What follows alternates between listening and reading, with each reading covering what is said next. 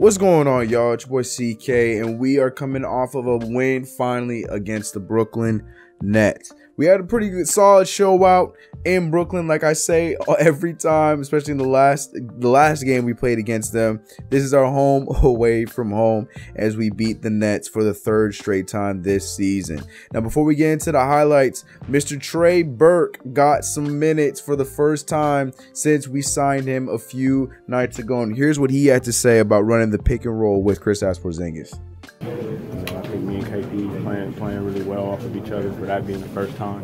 We played together. I don't think teams can, trap me. They leave him, or, play hard on me when I come off the screen, or just both guys go to him, because now that's going to leave me. And our skill set play off of one another.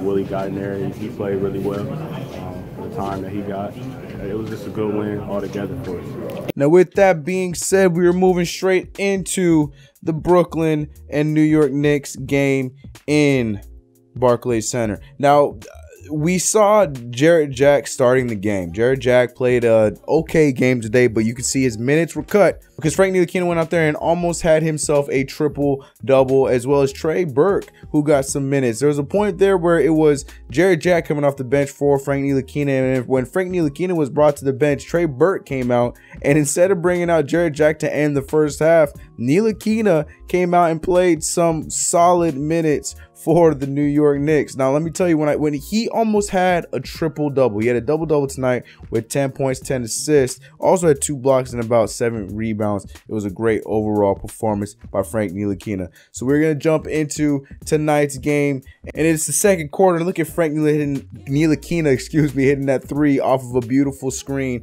by Kristaps Porzingis. You see Joe Harris, who still surprises me every time I see him in any sort of highlights there.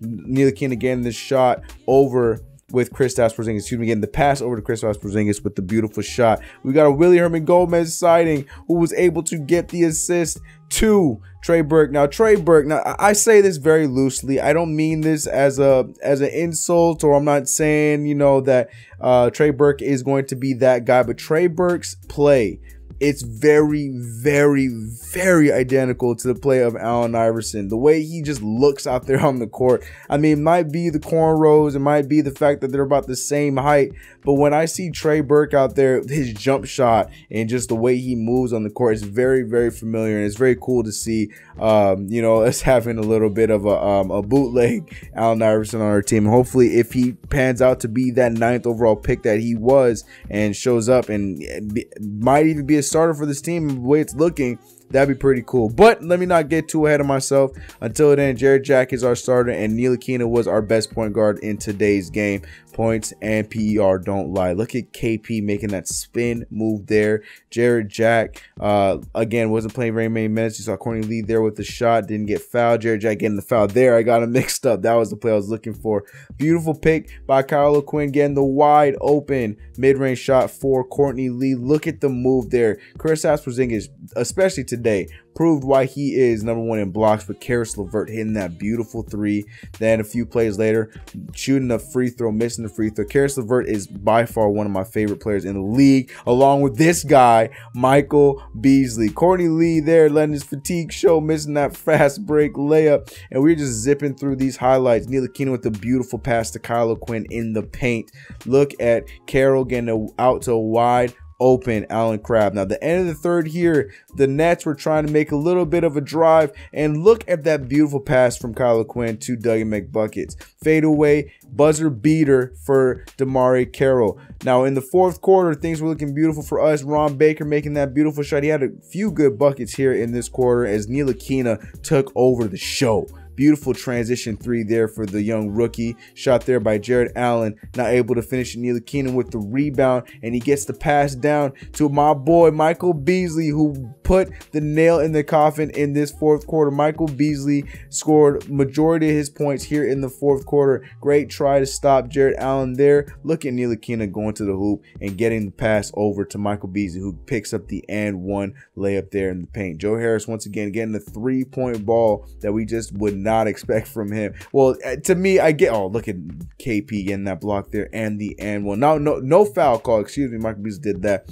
but another block by Kristaps Porzingis, and this game was just over from the minute we started catching fire on the defensive end. And look at that foul there by Rondae Hollis-Jefferson. But we're gonna come out, we're gonna win this game, giving us our 20th win of the season, putting us at 20-24 as the Brooklyn Nets drop to the Knicks for the 3rd straight time this season. As we are just strolling to victory. We had 2 of some of the best plays. Michael Beasley putting back the dunk on his own missed attempt. Look at the shot there by Trey Burke. Picked up another dunk by Michael Beasley. All the best plays were coming here at the end. Beautiful pass there to Ntilikina for another dunk by Beasley as we win this game. And there you have it, another solid win against the Brooklyn Nets in our home, away from home. But what do you guys think? Do you think this is something that we're going to continue? We have teams that are not above 500, and we could possibly end this week